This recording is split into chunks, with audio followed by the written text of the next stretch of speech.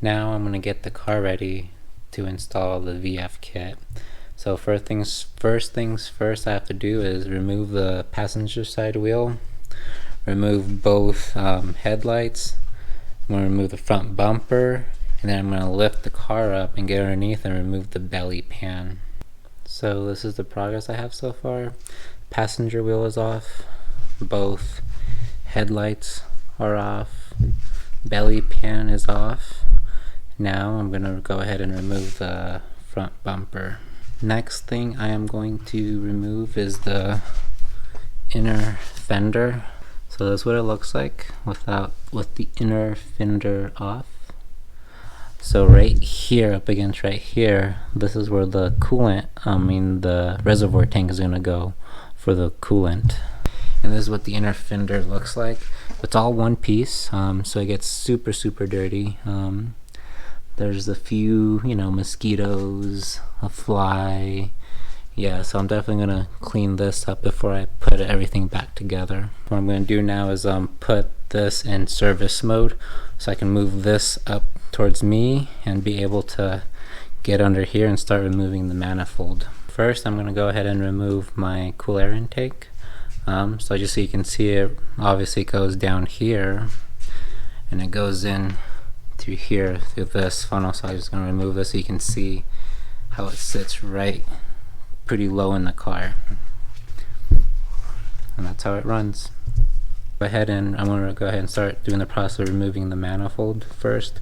So I'm going to go ahead and remove all these connections first, and once those are all done, and also the one down here, I'm going to go ahead and remove these. And there's these little tabs right here underneath each one. If you press down on it, you're going to lift up, and do it carefully because you don't want to break anything.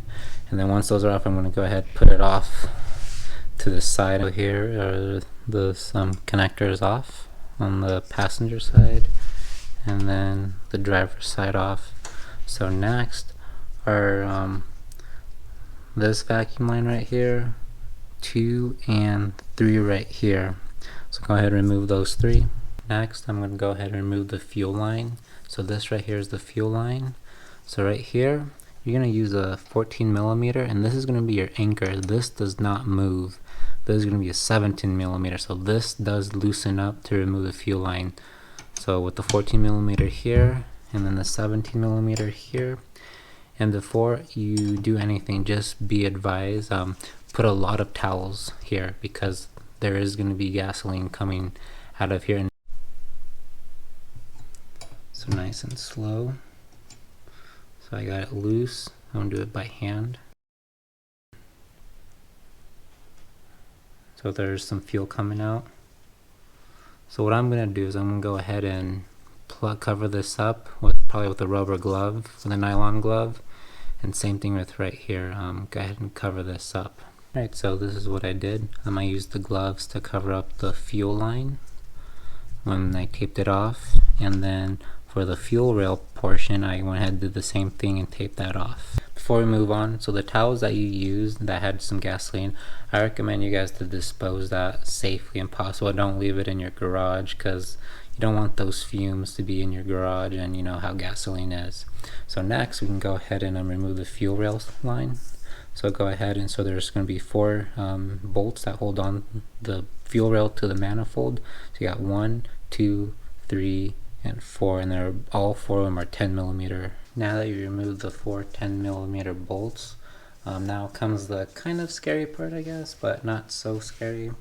So now it's going to remove, so these fuel injectors are connected to the fuel rail. So what you want to do is be very careful, because you don't want to break, there's like a little plastic spacer, I don't know what the correct name is, that are on these. So what we want to do is kind of like wiggle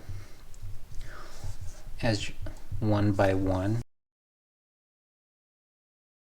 So you want to be nice and careful, and there you go. And the reason why you want to remove the injectors with the fuel rail, because if you remove the injectors, if you remove the fuel rail and leave the injectors in, you're going to be pouring out the fuel, the gasoline. You don't want to do that.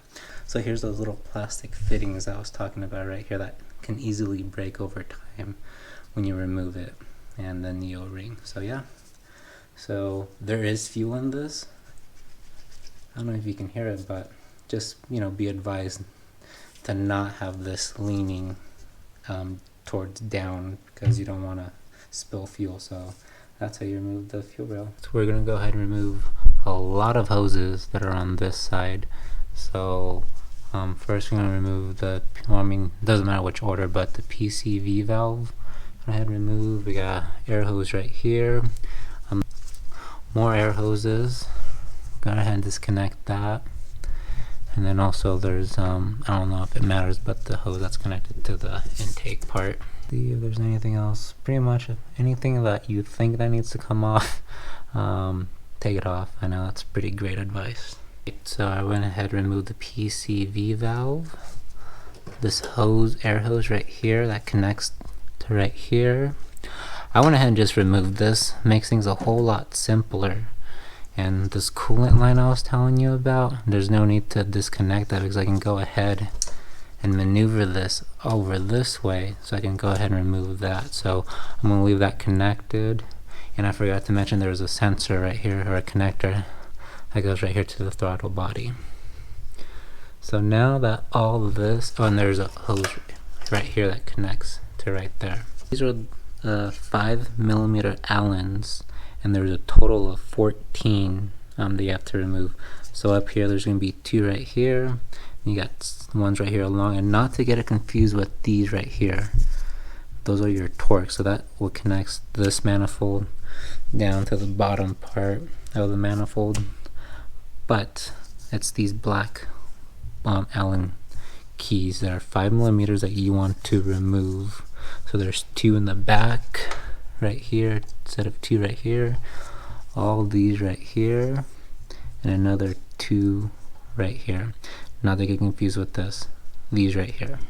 Now that all 14 of the 5mm Allen screws are out of this, now we can go ahead and remove the manifold.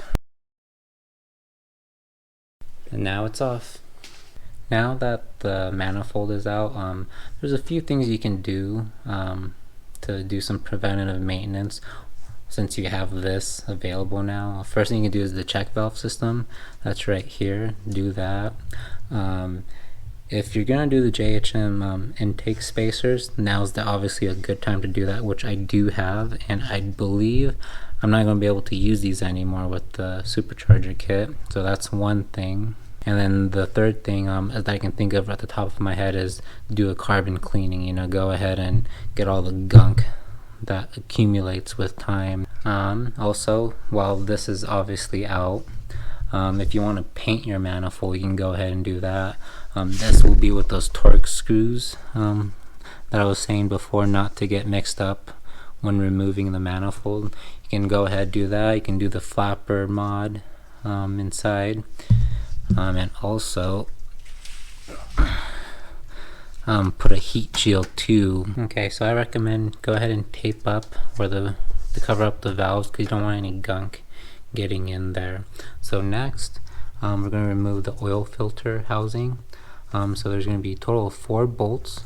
2 of them are T30s and the other are 7mm Allen keys, and then there's going to be a sensor back here, right there where my finger's pointing at, that's going to be removed. So I'm going to go ahead and open this up just in case there's any oil selling here, for it to kind of go float down in here. So I went ahead and removed the oil filter, put it in the oil pan, and then because there was some oil still left in here, so I used the oil extractor, this right here, to go ahead and suck out all the oil that was in there. So I'm going to go ahead now, loosen up these bolts and remove the housing. Okay, so the oil housing filter is off. Just keep in mind when you do remove it, you are still going to get some oil coming out of here, so just have a rag. So I have this rag right here because I got some oil into these little crevices in here, so I'm just going to have it here for a little while to soak up all the oil. To remove the serpentine belt, so right there where I have this this socket right here is a 13mm. So right here is where you need to loosen up the belt tensioner, and that will give you a lot of slack in order to remove the serpentine belt. Okay, so the serpentine belt is off. Not that it matters, but it's definitely still in good condition. No tears or no nothing. So now we remove the tensioner itself. So there's a bolt right here and one right here. There are two 6mm Allen keys that you're going to need to use to remove the belt tensioner.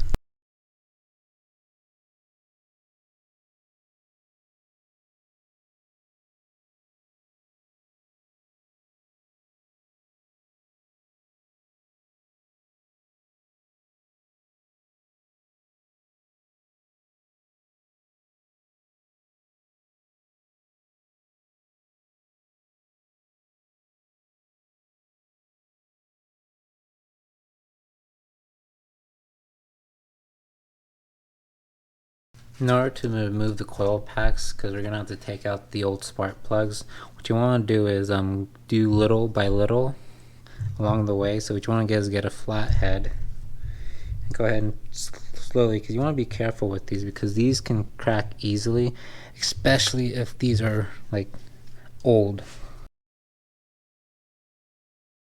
If your has it on the harness, there's these two here for screws to go in. I don't have them on mine. I decided to opt out and installing it because I figured there's really no point because they're already connected to the coil pack. So yeah. So right now they're all out now. Not all the way out, but they're loose just to take them out by hand. So something that I did is I just numbered them with a piece of tape, like 1, 2, 3, 4, and same thing right here, 1, 2, 3, 4, corresponding to which coil pack I get it out of. I don't think it makes a huge difference if you accidentally like switch them over or whatnot, but just to keep everything the same variable, I'm just gonna keep them where they belong. In order to remove the spark plugs out, so what you're gonna need is, I have a 5/8 socket, and this is kind of a special socket because in there's like a little rubber, I don't know what to say, like some rubber in there, and what happens is when you're going in there, the rubber catches onto the top part of this spark plug, and so when you loosen it, it'll be stuck onto this. So that's a pretty cool tool to have. So this is what I was referring to about. So when you remove it, the spark plug is stuck onto here. So it's a pretty cool tool to have so it doesn't fall out, so you can easily take it out.